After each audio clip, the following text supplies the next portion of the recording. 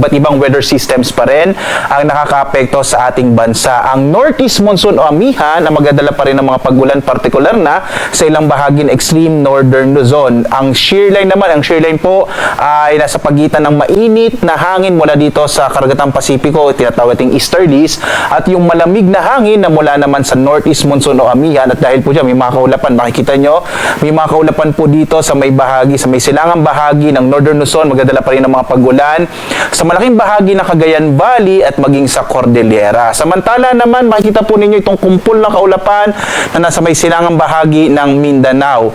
Ngayon po ay na-monitor natin, isa na po itong low pressure area, huling namataan mahigit 1,000 kilometro silangan ng Southern Mindanao. At base po sa ating pinakahuling datos, may medium chance. Ibig sabihin po ng medium chance, posible na itong maging bagyo after 24 hours or malaki yung posibilidad na maging bagyo ito after 24 hours. Ibig sabihin by tomorrow, araw po ng Lunes, ay posible nga maging bagyo yung low pressure area na sa labas pa ng Philippine Area of Responsibility. Inaasahan din natin ngayong araw, posible po itong pumasok ng PAR at kung sakali po pag ito ay naging bagyo, tatawagin po natin itong nasa letter V na po tayo, verbena po kung sakaling maging bagyo, yung low pressure area na papasok ng Philippine Area of Responsibility ngayong araw. Samantala po, base rin sa pinakahuling datos natin, posibleng maapektuhan ito kung sakaling maging bagyo at kikilos pa hilagang kanluran, ang malaking bahagi po ng Kabisayaan at maging bahagi ng Southern Luzon